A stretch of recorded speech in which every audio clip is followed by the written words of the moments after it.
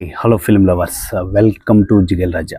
So ఈరోజు మనం చాలా డీటెయిల్గా, క్లారిటీగా, క్లియర్గా అంటే ప్రజెంట్ హీరోల రెమ్యునరేషన్ గురించి, సినిమా బడ్జెట్ నుంచి పాన్ ఇండియా గురించి, అండ్ సినిమా అంటే ఎందుకు ఇంత ఎక్స్పెన్సివ్ అవుతుంది, సినిమాకి బడ్జెట్ ఎందుకు కొన్ని వందల కోట్లు, వేల కోట్లు ఇన్వెస్ట్ చేస్తున్నారు అనే దాని గురించి క్లియర్గా, క్లారిటీగా ఈ వీడియోలో మాట్లాడుకుందాం. వీడియో కొంచెం ల్యాగ్ అవుతుంది, ఓపికతో చూడడానికి ట్రై చేయండి. ఇంతవరకు ఇన్కేస్ ఎవరైనా మన ఛానల్ని సబ్స్క్రైబ్ చేయకుండా ఉంటే ప్లీజ్ సబ్స్క్రైబ్, అలాగే పక్కన వస్తున్న గంట సింబల్ పైన క్లిక్ చేసి బెల్ నోటిఫికేషన్ ఆన్లో పెట్టుకోండి. ఫర్దర్గా నేను ఏ వీడియో పెట్టినా మీకు నోటిఫికేషన్ వస్తుంది. ముందే చెప్తున్నాను, ఈ వీడియో కొంచెం ల్యాగ్ అవుతుంది. అట్ ఏ టైం కొంచెం అడ్జస్ట్ అవ్వాలి, ఎందుకంటే ఒక ఇంపార్టెంట్ విషయం ఏదైనా తెలుసుకోవాలి అంటే కొంచెం ఓపిక, పేషెన్స్ అనేవి కావాలి. అవి ఉంటేనే ఈ వీడియో ఎండింగ్ వరకు వాచ్ చేయండి. Okay, first of all present మన ఇండియాలో అండ్ తెలుగులో వచ్చే పాన్ ఇండియా మూవీస్ ఏవే ఉన్నాయి? ఫస్ట్ ప్లేస్లో వారణాసి ఉంది, దాని తర్వాత స్పిరిట్, ఫౌజీ, రాకా అండ్ ఇంకా ఏమేమి ఉన్నాయి కామెంట్ చేయండి. మొన్న రిలీజ్ అయిన పెద్ది కూడా పాన్ ఇండియానే. అంటే పాన్ ఇండియా నుండి పాన్ వరల్డ్గా కూడా రిలీజ్ చేస్తున్నారు. ఇంకా రాకా తోటి అండ్ వారణాసి తోటి పాన్ వరల్డ్ మూవీస్ కూడా అవుతాయి. అవినా కానీ పెద్ద ఆశ్చర్యపడాల్సిన అవసరం లేదు. కానీ పాన్ ఇండియా మూవీస్ చేయాలి అంటే ఎందుకు వందల కోట్ల ఇన్వెస్ట్ చేయాల్సి వస్తుంది ఒక సినిమాకి? సపోజ్ చాలామందికి ఉన్న డౌట్ ఇది, హీరోకి అంతంత రెమ్యునరేషన్ ఇవ్వడం ఎందుకు, సినిమాకి అంత బడ్జెట్ పెట్టడం ఎందుకు, and pan India range cinema చేయడం ఎందుకు అనేసి రకరకాలుగా రీజన్స్ అడుగుతూ ఉన్నారు. అండ్ ఇందులో ఒక పెద్ద మైనస్ ఉంది ఎవరి సైడ్ నుంచి అంటే సినిమా ఇండస్ట్రీలో ఉన్న వాళ్ళ తరపు నుంచి. అది ఈ వీడియో ఎండింగ్లో మాట్లాడదాం. ఫస్ట్ పాన్ ఇండియా సినిమా ఎందుకు, బడ్జెట్ అంతంత ఎందుకు, విఎఫ్ఎక్స్ అంత హెవీగా ఎందుకు అనే దాని గురించి క్లియర్గా మాట్లాడుకుందాం. ఫస్ట్ ఏంటంటే మనకి ఒక సినిమాకి బడ్జెట్ అంటే లైక్ ఇప్పుడు రిలీజ్ అయింది పెద్ద మూవీ కాబట్టి ఎగ్జాంపుల్గా పెద్ద మూవీనే తీసుకుందాం. పెద్ద మూవీకి బడ్జెట్ ఎంత? 350 కోట్లు. డైరెక్ట్ వాళ్ళే చెప్పారు, బుచ్చిబాబు గారు స్టేజ్ మీద స్పీచ్లో చెప్పారు, నాకు ఉప్పెన సినిమాకి 25 కోట్లు ఇచ్చారు అండ్ 350 కోట్లు నన్ను నమ్మి వృద్ధి సినిమాస్ వారు కానీ, మైత్రి మూవీ మేకర్ వాళ్ళు కానీ, సుకుమార్ రైట్స్ కానీ వీళ్ళు ఇంత ఇన్వెస్ట్ చేశారు, నేను న్యాయం చేశానని అనుకుంటున్నాను అనేసి ఆయన స్టైల్లో ఆయన ఒక స్పీచ్ ఇచ్చారు. అంటే అక్కడ మనకు బడ్జెట్ అనేది రివీల్ అయిపోయింది.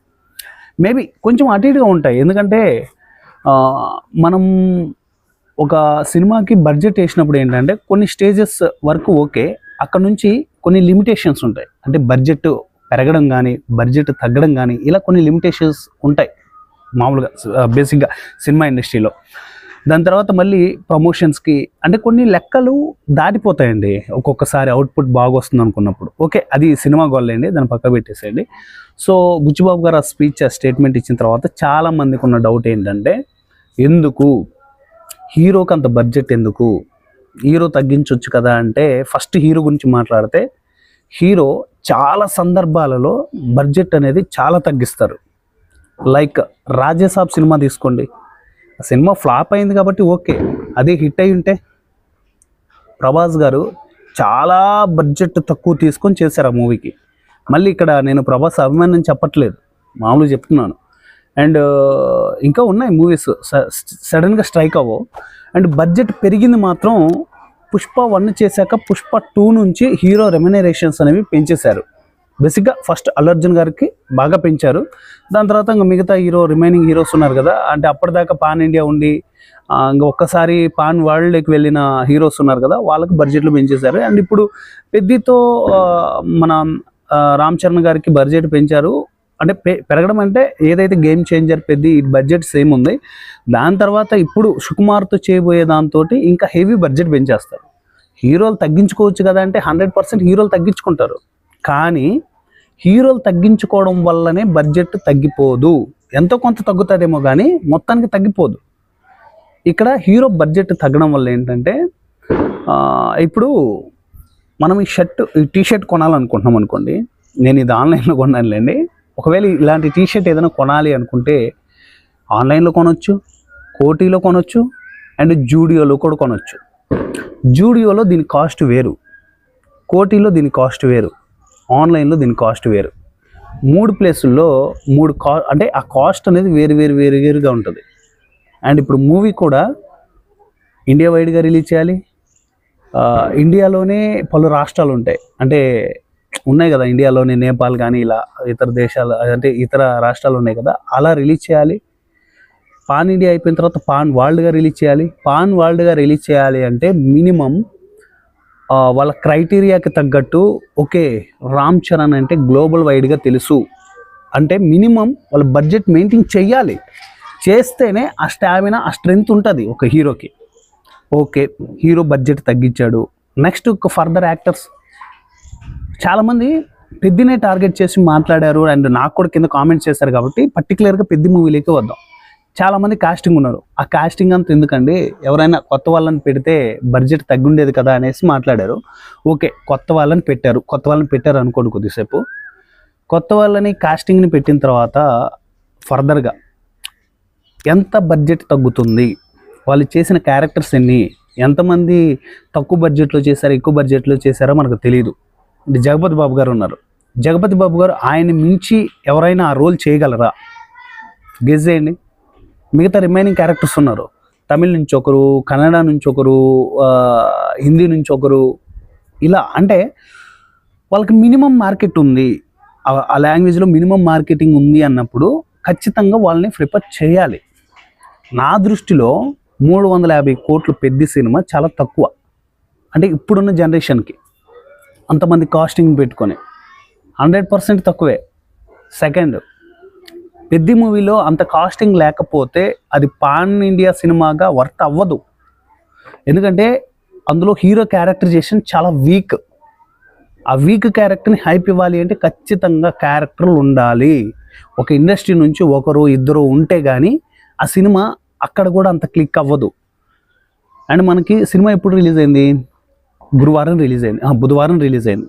గురువారం అఫీషియల్గా 4th షోస్ స్టార్ట్ చేశారు. ఇంకా ఆ రోజు నుంచి శుక్రవారం, శనివారం, ఆదివారం, ఈరోజు సోమవారం. శని ఆదివారాలు ఏ లెవెల్ కలెక్షన్స్ వచ్చాయో మనం చూస్తున్నాం. వాటన్నిటి గురించి నేను ఏదైతే పెద్ద డిక్షనరీ అని అతి త్వరలో వీడియో చేయబోతున్నానో దాంట్లో క్లియర్గా మాట్లాడతాను. ఇంకా సో ఇక్కడ బడ్జెట్ ఒక్క హీరో తగ్గించడం వల్ల సినిమాకి బడ్జెట్ తగ్గదు, ఒకటి గుర్తుపెట్టుకోండి. పాన్ ఇండియా రేంజ్ మూవీస్ అన్న తర్వాత ఎక్స్పెక్టేషన్స్ ఆ లెవెల్లో ఉంటాయి కాబట్టి ఆ బడ్జెట్ కూడా ఆ లెవెల్లో ఉండాలి. సెకండ్, గ్రాఫిక్ విజువల్స్ ఏవైతే ఉంటాయో వాటిని ఎంత గ్రాండ్గా ప్లాన్ చేస్తారు భయ్య.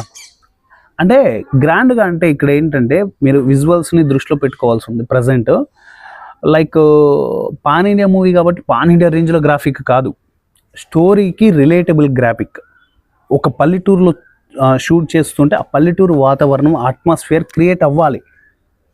ఆ అట్మాస్ఫియర్ క్రియేట్ అయిన తర్వాతే ఓకే వర్త్, అంటే న్యాచురల్ ఫీల్ వస్తుంది, మనం రియల్గా ఫీల్ అవుతున్నాం.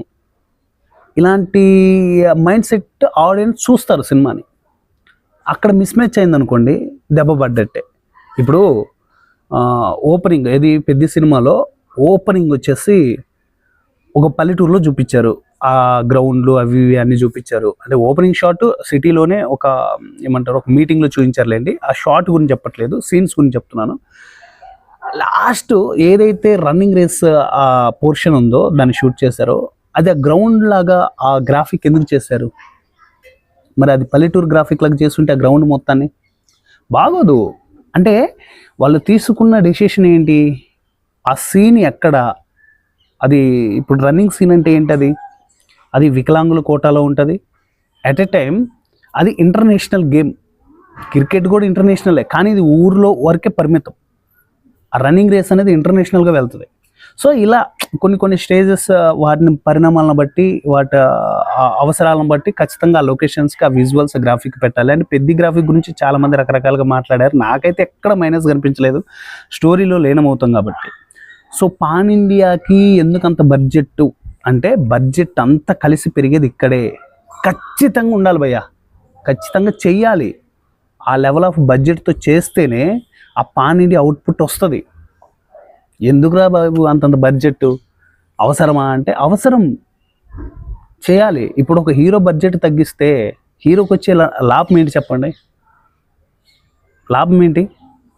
ఇలా అని చెప్పేసి ఎండింగ్లో ఒక పాయింట్ చెప్తానని చెప్పాను కదా, ఆ పాయింట్ ఇప్పుడు మాట్లాడుకుందాం. ఇలా అని చెప్పేసి అందరి దగ్గర నుంచి, జనాల దగ్గర నుంచి డబ్బంతా పోగేసుకొని ఎంజాయ్ చేయమని చెప్పను నేను. మళ్ళీ సినిమాకి కంటెంట్కి తగ్గ బడ్జెట్ పెట్టండి. ఎగ్జాంపుల్ చెప్తాను. మన ప్రశాంత్ వర్మ గారు హనుమాన్ మూవీ తీశారు, 25 కోట్లతో నిర్మించారు. విజువల్గా వండర్. అసలుకి ఆ షార్ట్స్ కొన్ని హాలీవుడ్ మూవీస్ చూస్తుంటే, అండ్ ఇప్పుడు వస్తున్న నాగబంధంలో కూడా ఒక బుద్ధుని విగ్రహం సేమ్ అలాగే ఒక కొండగా అనుకుని ఉంటుంది, సేమ్ రెఫరెన్స్ తీసుకున్నారు అక్కడ. అంటే క్రియేటివిటీ అనేది చాలా ఇంపార్టెంట్ ఇండస్ట్రీకి. సో కొంచెం క్రియేటివిటీతో చేస్తే అక్కడ బడ్జెట్ తగ్గుతుంది. అంటే అందరికీ ఆ క్రియేటివిటీ ఉండాలని రూల్ ఉందా, లేకపోతే ఉంటుందా? ఆ గ్యారెంటీ ఇస్తారా?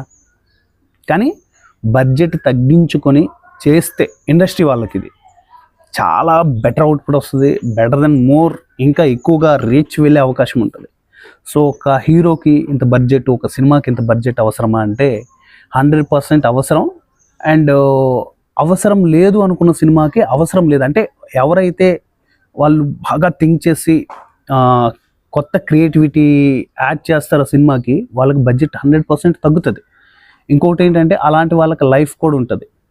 మన హనుమాన్ మూవీ తీసిన తర్వాత ప్రశాంత్ వర్మ మళ్ళీ కనిపించట్లేదు. స్ట్రాంగ్ అంటే గ్రౌండ్ వర్క్ అనేది చాలా స్ట్రాంగ్గా చేస్తారు ఆయన. స్ట్రాంగ్ అవుట్పుట్తో దిగిన తర్వాతే అప్పుడు ప్రేక్షకుల ముందుకి సినిమా రూపంలో బయటకు వస్తారు ఆయన. సో ఖచ్చితంగా ఆ సినిమా వరల్డ్ క్రియేట్ చేయడానికి కొంచెం టైం పడుతుంది. ఇప్పుడు బుచ్చిబాబు గారు ఉప్పిన తర్వాత 5 years తీసుకున్నారు. 5 years ఎందుకు తీసుకున్నారు? మీకు ఎక్స్పీరియన్స్ చేశారు కదా పెద్ద మూవీలో. ఆ కుస్తీ సెటప్ కానీ, ఆ ఊరి గ్రౌండ్ సెటప్ కానీ, అవి గ్రాఫిక్లో చేసినా కూడా డైరెక్టర్ విజన్లో ఉండాలి అవి.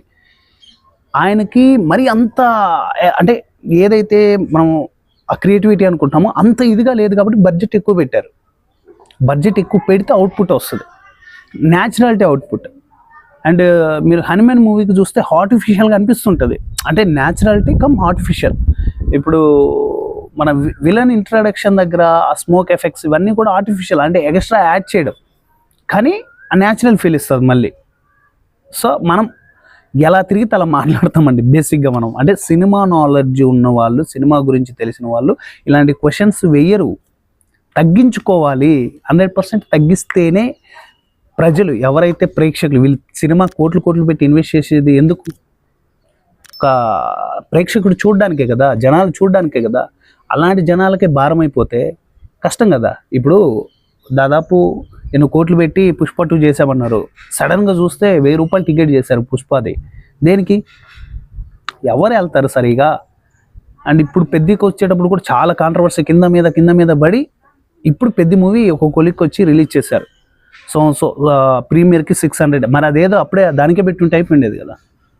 సో ఏదేమైనా కూడా ఇక్కడ ఏంట్రా అంటే ఇండస్ట్రీలో చాలా గలిబిలీలు అవుతున్నాయి. అవన్నీ కొంచెం వాళ్ళు మానుకొని ఒక పర్ఫెక్షన్తో ప్రశాంత్ వర్మ గారి లాగా క్రియేటివిటీ క్రియేట్ చేసుకుంటూ, అలాంటి ఒక కొత్త ప్రపంచాన్ని క్రియేట్ చేసుకుంటూ అతి తక్కువ బడ్జెట్లో నిర్మించవచ్చు ఆ సినిమాలు.